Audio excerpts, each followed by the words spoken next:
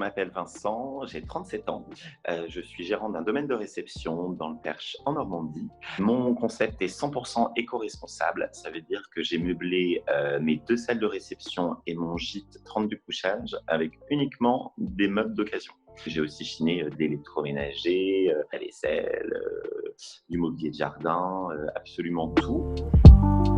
Chine depuis que j'ai, je dirais, 8 ou 9 ans. Mes parents m'emmenaient tous les week-ends en printemps-été dans des brocantes, des vide-greniers surtout. À l'époque, c'était le début des Troc 2000.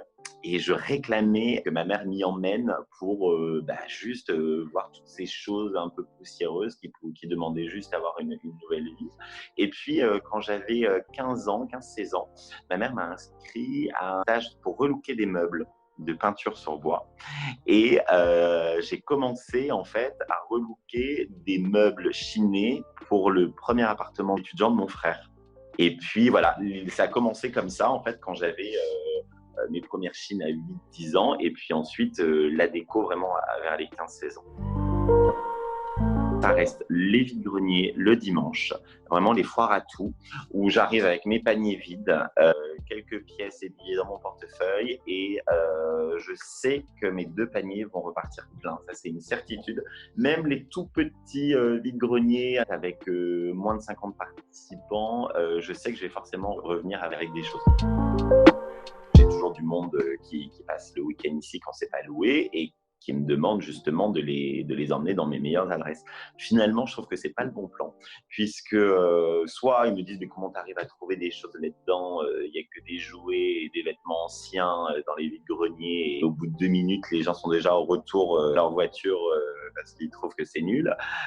Et moi, j'arrive 45 minutes plus tard avec des paniers pleins. Finalement, je préfère chiner seul et je chine aussi beaucoup la semaine, puisqu'ici, j'ai la chance d'avoir beaucoup d'Emmaüs qui sont ouverts la semaine en fait. Donc il y a moins de monde et je prends mon temps et parfois je peux rester 1 heure et demie, je fais un tour, je refais un deuxième tour et parfois quand je vois qu'il y a beaucoup de potentiel dans cet endroit, je fais même un 3e tour pour être sûr de n'avoir rien raté.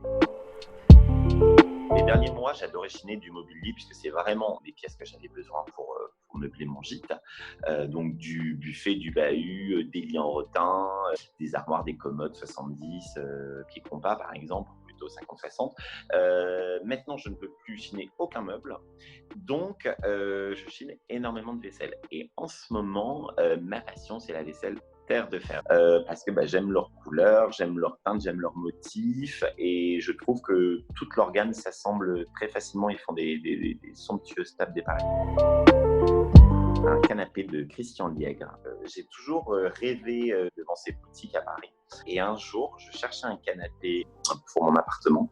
Je tapais sans vraiment grande conviction Christian Liègre sur la barre de recherche et tombe le canapé de mes rêves.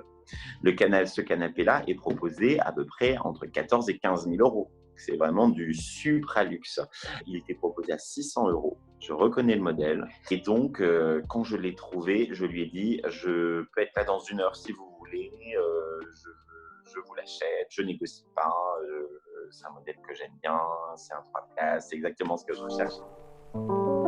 C'est effectivement cette vaisselle terre de fer, puisque mon objectif à court terme, c'est de pouvoir avoir uniquement du terre de fer et faire une énorme tablée de 100 invités avec plein de modèles différents. Je pense que la petite astuce en brocante, c'est de ne pas partir avec une liste d'achats.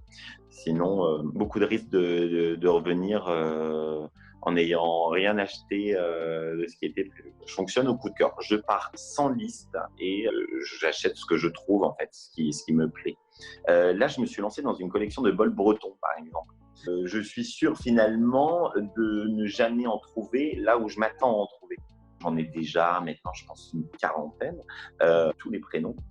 Mais maintenant, j'en cherche plus et le jour où il arrive, je suis content de le chiner. Autre conseil, ça serait, moi je suis assez fainéant en fait, et quelque chose qui nécessite trop de restauration, je le laisse dans ma grange et je n'y touche pas pendant des semaines et des mois. Donc, je me suis promis de ne plus acheter des choses pourries, même si c'est pas cher, même si c'est joli, même s'il y a un beau potentiel. J'arrête de chiner des choses qui sont en trop mauvais état.